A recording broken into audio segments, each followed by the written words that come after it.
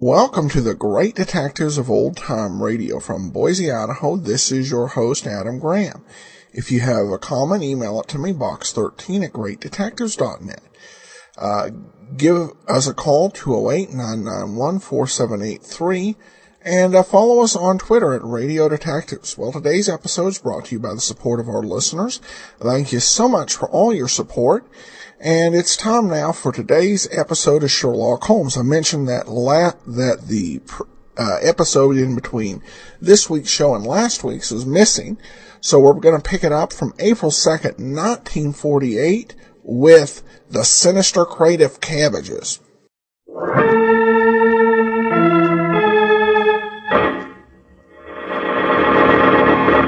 From New York City, the makers of Clippercraft clothes for men and 1,036 leading retail stores from coast to coast present the world's most famous detective, Sherlock Holmes.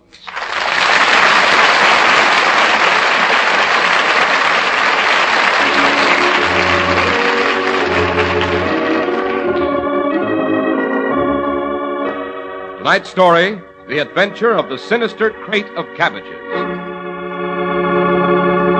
Well, here we are, ready for our usual weekly tete-a-tete with our favorite storyteller, Dr. Watson. Our genial medico sits in his well-worn armchair with 2 telegrams spread out on his knees. One only seems worn, and the other is fresh and new. Not bad news, I hope, Dr. Watson. Oh, no, Mr. Harris. Just a pair of cryptic communications from Sherlock Holmes. That one arrived today while I was enjoying a late breakfast. What's it say, Doctor? Wait till I find my glasses. Here we are. Why not tell the radio public about your aversion to the Oleracea capitata? Regards, Holmes. Olera, whatever you said. What's that, Doctor? Cabbage, Mr. Harris. Plain garden variety cabbage. Oh, I know plenty of people who can't cope with boiled cabbage, Dr. Watson, but why Sherlock Holmes should suggest you give us a treatise on your particular weakness. My aversion to cabbage, Mr. Harris, has nothing to do with my digestion, which is excellent. Oh? Oh, no, indeed. It's concerned with a crate of garden produce with which I came in rather intimate contact after a personal tussle with Professor Moriarty. You had a hand-to-hand battle with Professor Moriarty? Oh, I did indeed. As a matter of fact, the case is one in which I acquitted myself with a certain degree of distinction. Good for you. Why not tell us about it? I think I shall, after you tell our listeners how they can acquit themselves with distinction, as far as personal appearance goes, I mean. Right. If you want to put your best foot forward, if you want to look neat, self-confident, and Ship-shape is the word, Mr. Harris? Yes. Why, naturally, you'd be interested in Clippercraft clothes. When it comes to a man's clothes, you want to get a real run for your money. And you're entitled to it. You're entitled to clothes that are honestly made, fairly priced. Well, these days, with increased costs of materials and labor, the best way to make sure of getting full value for your dollar is to deal with people who make a business of giving you more for your money. That's the fine store in your community that sells Clippercraft clothes. Teamwork does it. 1,036 of the nation's finest stores from coast to coast concentrate their buying power in the unique Clippercraft plan. This gives a steady year-round operation, reduces manufacturing and distribution costs, gives you truly amazing values. That's why fine Clippercraft suits are only $40 and $45, superb tropical suits only $33.75 to $40, and sport jackets only $26.50. These days, the Clippercraft plan really goes to work for you, and you can prove it by comparing Clippercraft with clothes selling for many dollars more.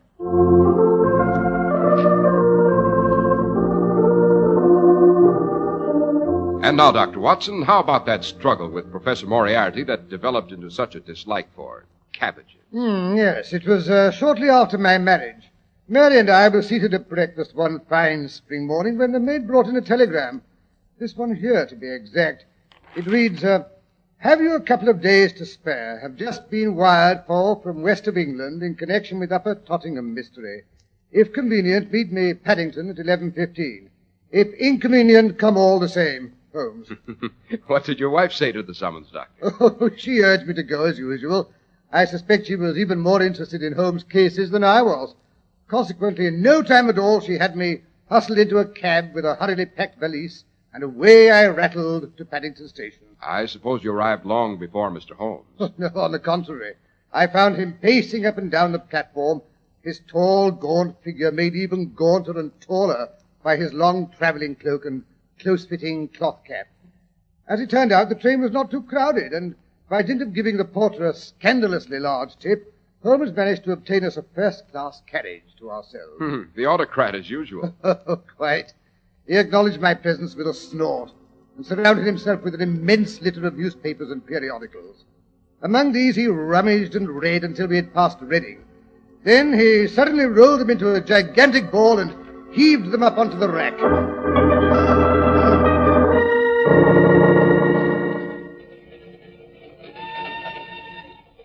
The London press has almost completely overlooked the case, as usual. Have you read anything about it, Watson? Oh, my dear Holmes, I'm a busy man. I haven't seen a newspaper for days. The whole affair is one of those simple outbursts of antisocial behavior which is so extremely difficult to get to the bottom of. That sounds a little paradoxical. Yes. The local banker, who up until the age of 63 has led an exemplary life, elopes with his wife's hairdresser and most of the bank's funds.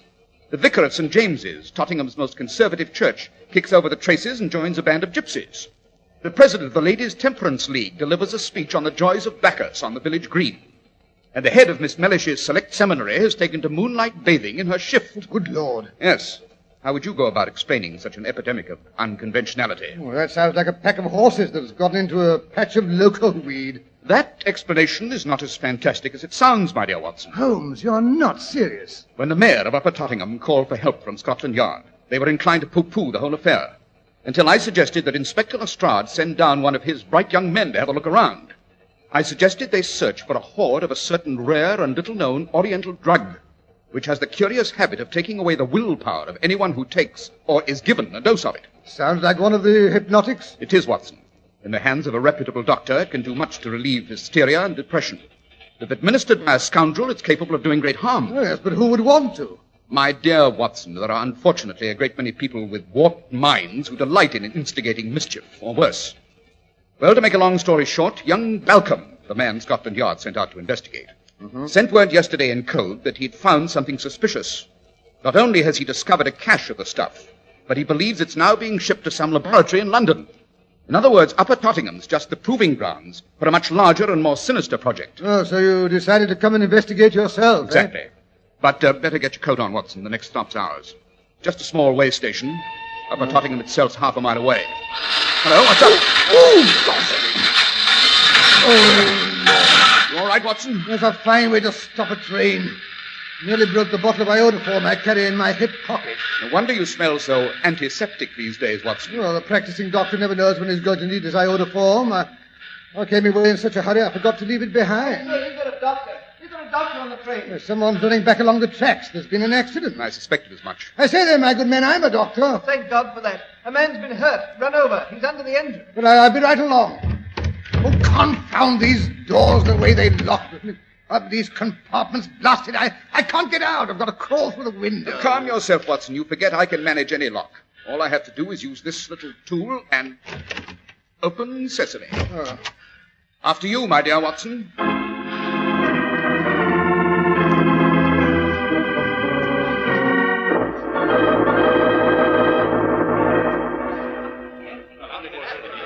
I say, let me through, will you? I say, I'm a doctor. Thank the Lord you've come. Not that there's anything you can do for the poor chap, I'm afraid. Well, I'll take a look anyway. I couldn't stop the train. Whistle I didn't. Shoved on my brakes the first thing I saw him lying there across the tracks. Why did he have to go and pick my train if he wanted to commit suicide? Then you, I take it, are the engineer. That I am, sir. Tim Gregory, that's me. Been driving this here train for 27 years. The first time I ever had an accident like this. If a man wants to commit suicide, why don't he go and drown himself or take poison or something neat and tidy? Why throw himself under a body's train? I blew my whistle, you heard me, you all heard me. Yes, it wasn't your fault. There he lay across the tracks. He had plenty of time to get out of the way. He was lying on the tracks? What makes you think he wasn't dead already? His arm. When I whistled, he moved his arm. Moved his arm? Yes, I think I'll just take a look at that body myself. And what good will that do? My good man, I happen to be Sherlock Holmes. Sherlock Holmes, the detective? Well, why didn't you say so before? Here, you clear the way, clear the way. Sherlock Holmes wants to take a look at the body. Here he is, sir. Poor chap. Well, Watson, what's the verdict? Dead, right enough. Not too badly mangled, however. Here, have a look, Holmes. What's the matter? Why do you look like that? Did you know the man? Maybe then you can tell us why he committed suicide. This isn't suicide.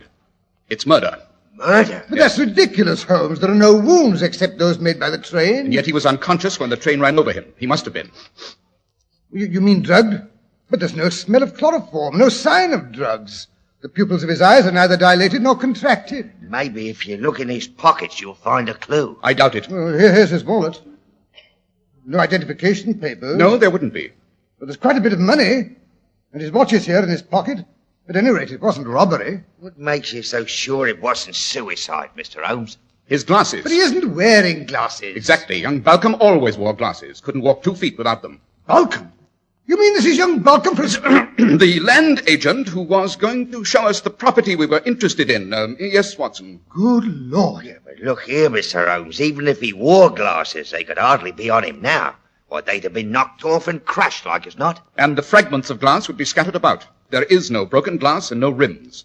Mr. Balcom always wore gold-rimmed glasses. Watson, you go ahead to the station. It's only 200 or 300 yards up the track. Righto. Tell the station master to send a stretcher. I'll be along in a minute. Wait for me in the waiting room.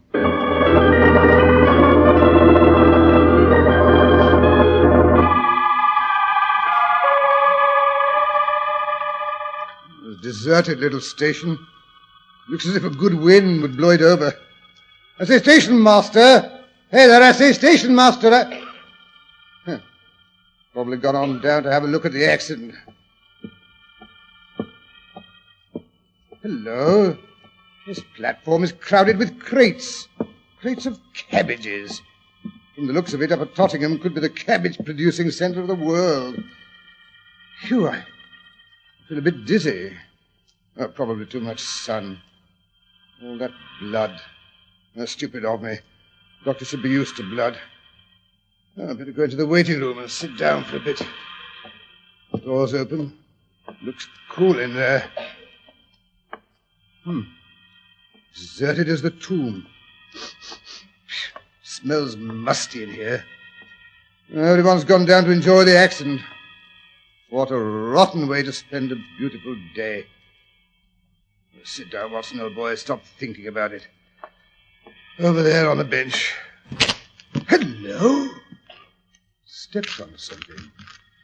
Pieces of glass. Broken glass. Wait a bit, let's have a look at it. Yes, by Jove, broken lens. Broken spectacle lens. There must be more somewhere. Yes, over by that door. Doors lead into an inner room of some sort. Probably baggage room. Let's have a look, Watson, my lad. Yes, baggage room, right enough. More crates of cabbages. Let's see. Yes, by thunder, more bits of glass. Quite a lot, and something else. Bits of twisted wire. Good Lord, yes, it's the rims of young Balcom's glasses. The gold rims. This is where he lost them. Broken to bits. Quite right, my dear Dr. Watson. Who are you? Around here, I'm known as Old Pennyfield, the station agent. But if you take a closer look, I think you will recognize an old acquaintance. Good Lord! Professor Moriarty, what in blazes are you doing here? Seeing that the cabbages from a certain local farm reach their proper market in London. They are very valuable cabbages, my dear Watson. It's good of you to take an interest in them. But you don't keep the station very tidy. All this broken glass lying about. So messy. Yes, I thought you might notice that. I was just coming back to attend to it. One cannot be in two places at once, you know. As it was, your young friend from Scotland Yard nearly missed his train. So you hit him over the head in here and dragged his body out and laid it on the tracks, It was only a tap. He was just coming to when the train arrived. What you would call a close squeak, eh? You murderer! Why did you kill him? He was becoming too interested in my dear little cabbages. I don't like people who come in here and poke around my cabbages. Well, I'll tell them about the Cabbages. I'll tell them who killed Balcom.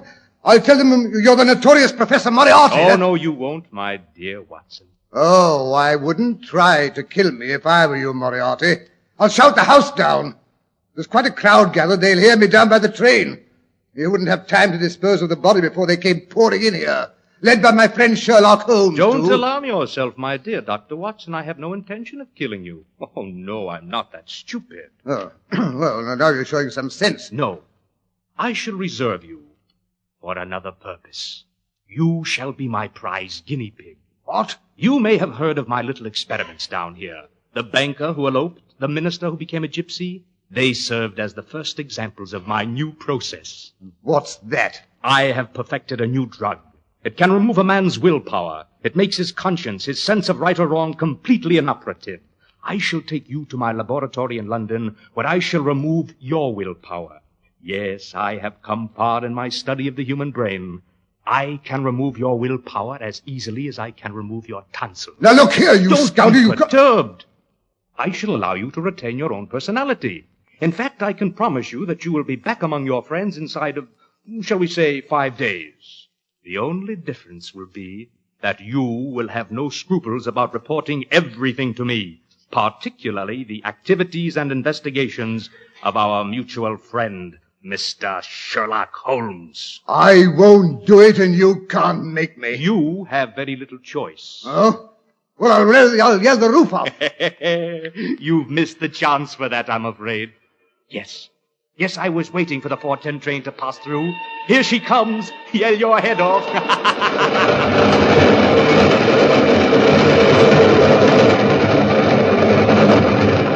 How convenient. One of my cabbage crates was still open.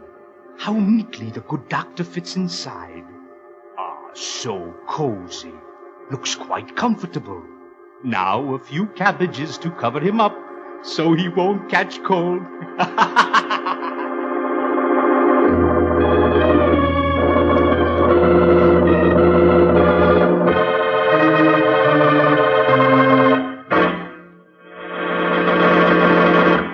Of course, you want fine quality in your clothes. Indeed, you owe it to yourself, and what's more, it can be yours without paying a premium for it.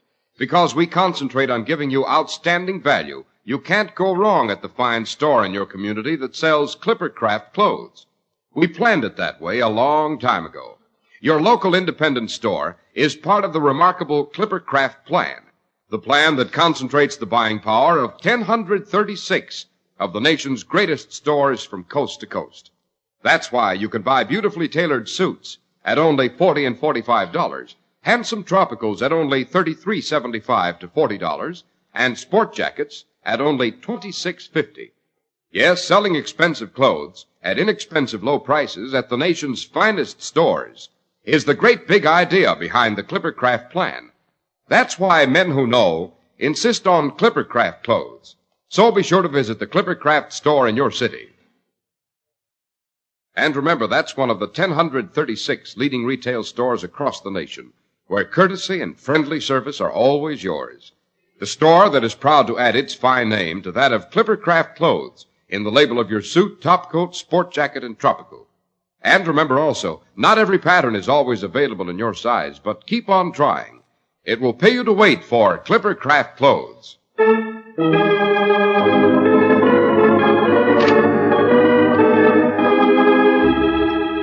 And now back to the little railway station at Upper Tottingham. Holmes has just arrived on the platform with the local constable and 2 men carrying a heavy pine box.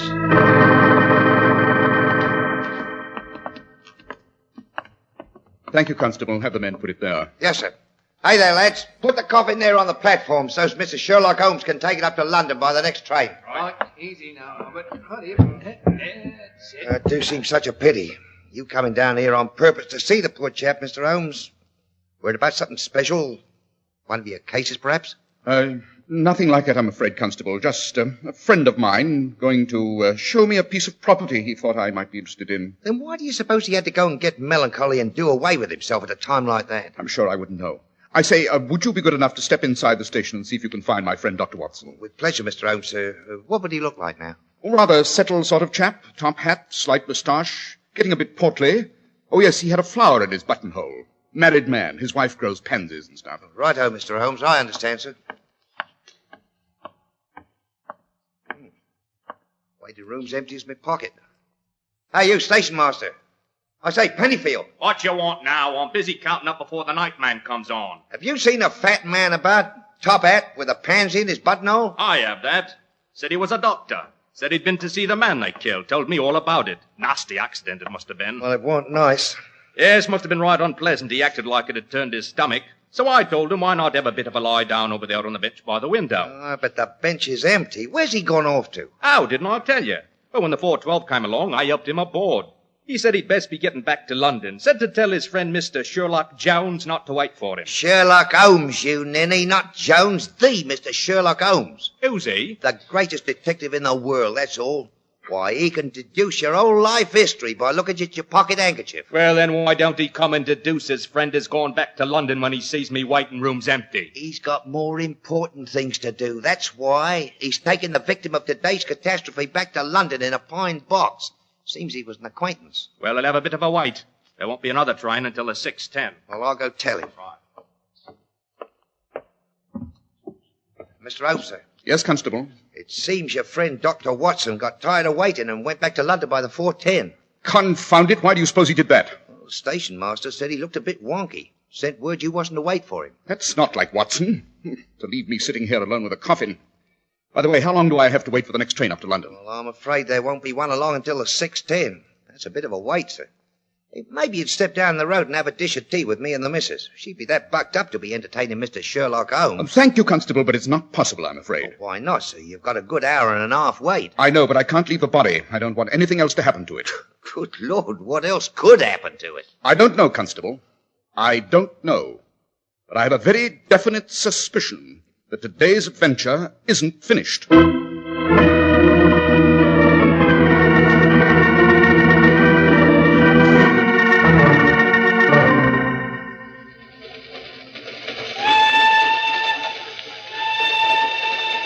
I must say it's very decent of you to let me ride up here in the luggage van. I'm glad of the company, sir. It's lonesome sometimes with nothing but trunks and crates of cabbages and things, rolling away through the countryside at night with no one to talk to. Sometimes I get to wondering what's in all those boxes. It's good to have someone around, especially when there's a coffin aboard. Yes, I'm afraid I'm not very good company tonight. I understand, sir. It's not what you might call cheerful, accompanying the remains of a friend. I say, the old whistle do sound eerie tonight, don't she? Yes. I always says there's nothing so lonely as a train whistle going along across country after everyone else is safe in bed. Excuse me. Was it a close friend of yours, sir? I mean the deceased. No, I knew him only slightly, but I felt responsible for him, don't you know? Confound it, I'm the one that suggested he come down to Upper Tottingham. If he hadn't come, he'd probably be alive and well. Now, don't you take on about it, sir. It's fate, that's what it is. When a chap's number's up, why, it's up, that's all.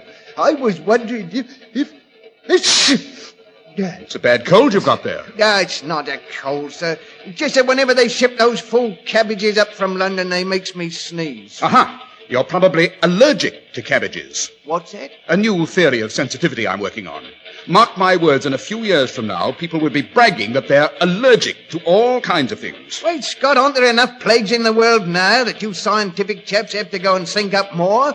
Why, time was... Yes, it certainly is draughty here. No wonder you get the sniffles. I feel a bit sneezy myself. Here, I'll fix your place out of the breeze. Here, on this crate of cabbages, between these eye trunks. Yes, that's better. More sheltered. I could almost swear... I say, guard, do you smell something over here? No, I suppose that's asking too much with that cold. Yes, sir. With me nose in this condition, I couldn't smell a pig pen if I was standing smack in the middle of it. Pity. What's the trouble, sir? You look worried. That smell, slightly medical. Reminds me of my friend. We came down on the train together this morning. Is it the body in the coffin? Oh, good Lord, no. Someone I know very well. We lived together for years. If I could only be sure my friend got home safely. I have the strangest foreboding, as if my friend were, well, trying to tell me something. That's what happens to a man. Just like me and Emmeline. That's my wife. When first I met her, everywhere I looks, there was Emmeline. I sees her in the soup. I sees her in the butter. When I go out, when I come in, asleep, awake, there's always her face in front of me. Horrible. Oh, then I liked it, sir. But by and by we gets married, and now we has 5 children, 3 boys and 2 girls. They all looks like Emmeline. Everywhere I looks, I sees Emmeline, eating porridge, swinging in the apple tree, making snoots at me when I says, go to bed now. That's what love does to a man. My case is not similar, I assure you. I know, you just live with your friend. Believe me, there's very little difference. Believe me, there's a great deal of difference. My friend happens to be a man, a happily married man. With children? No. Oh. I just can't understand why he left me in the middle of an emergency and took the 410 from Upper Tottingham back to London. People gets notional sometimes. You know... Say, did you say the 410? Yes. From Upper Tottenham? Yes, of course. But that's impossible. Why? Because today's Wednesday, and on Wednesdays the 410 don't stop at Upper Tottingham. Doesn't stop? What's the next train that does? This one, the one we're on. Upper Tottingham isn't an important stop. Only the locals make it, and not all of those. But then, confound it, what's happened to Watson? Watson? Who's he? My friend, bastard. The one this smell reminds me of. I don't smell nothing. What was that? Sounded like someone smashed a glass. The smell's getting stronger. By Jove, it is iodoform. You're right, sir. Even I can smell it now. Look here. Something's dripping out of this crate of cabbages. It's dark. Maybe it's blood. No, it's the stuff that smells. What's iodoform doing in a lot of cabbages? Here, help me get the top of the crate. But why do you... Don't argue. Help me, confound it. This crate was put on at Upper Tottingham, wasn't it? Oh, that's right, but I don't see what that's got to do with the price of cheese. I'll show you in a moment. Here comes the lid. Here you are, sir. Nothing but cabbages. Get them out of there. Help me. But I say, sir, you can't go chucking cabbages about like that. But... Glory be, what's that under him? It's a man, all trussed up like a New Year's goose. Give me your knife so I can cut the gag. Right-o. Easy, Watson. We'll have you out of there in a jiffy. And about time. There I sat listening to you two drivel on about your private lives like 2 schoolgirls. Here, untie my feet. If I hadn't finally managed to smash the iodoform bottle in my pocket, you probably never would have found me. Watson, how in heaven's name did you manage to get yourself in this predicament? I discovered young Balcom's glasses smashed in the baggage room at Upper Tottingham. Oh? Holmes, the station master is Professor Moriarty. He's shipping drugs into London in the leaves of those confounded cabbages. I was being sent on to his laboratory. Holmes, he was going to make an experiment on me, like a guinea pig. Splendid. What's so good about that? Moriarty may have slipped through our fingers again, but thanks to your efforts, Watson, we've discovered the whereabouts of his famous laboratory. How so? Elementary, my dear Watson. It must be the address on this crate. The one you're using as a bed. Well, I must say I don't see anything so funny about it. When I was very young, I had a nurse who used to tell me that new babies were found among the cabbages. My dear Watson, I never dreamed I'd find you under similar circumstances.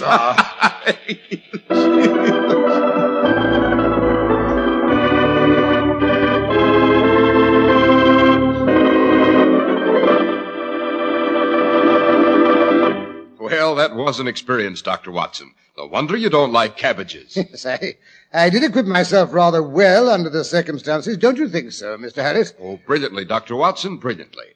And now, do you think you could be persuaded to give us a hint about next week's story? Next week, I think I'll tell you how Holmes rescued a young lady of quality, very much against her will, I may say, and how it was managed with the help of a priceless Ming saucer and another lady who was not above throwing vitriol.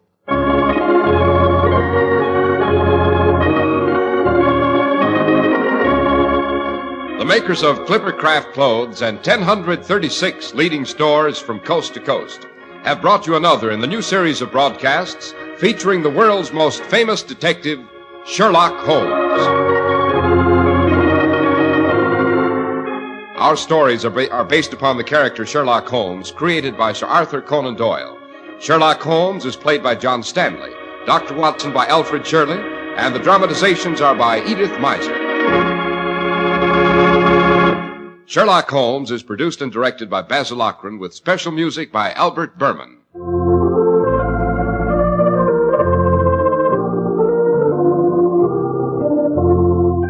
If you don't know your Clippercraft dealer, write Clippercraft, 200 Fifth Avenue, New York City.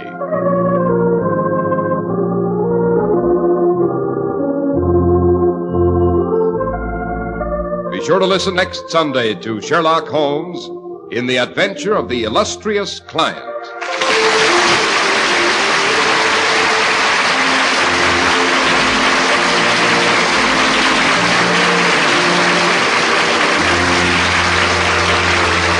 This is Cy Harris speaking for Clippercraft Clothes. This is the Mutual Broadcasting System.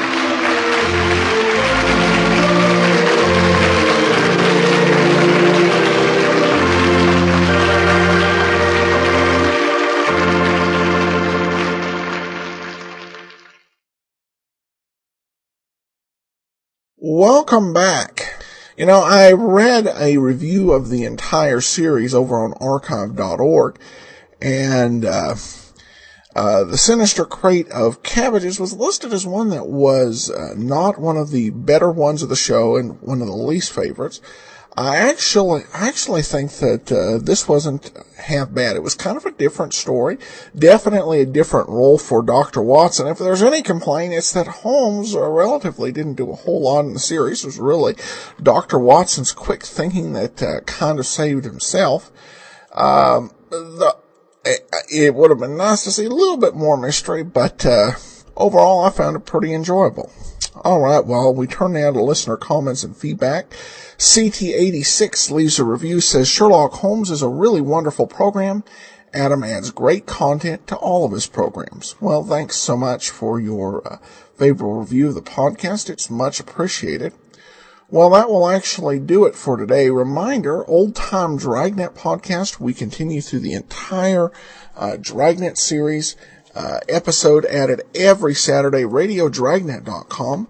And you can also go to laserand sword.com to subscribe to our Old Time Radio Superman podcast. But from Boise, Idaho, with some contact information for you, box 13 at greatdetectives.net. Follow us on Twitter at Radio Detectives and give us a call, 208-991-4783. But from Boise, Idaho, this is your host, Adam Graham, signing off.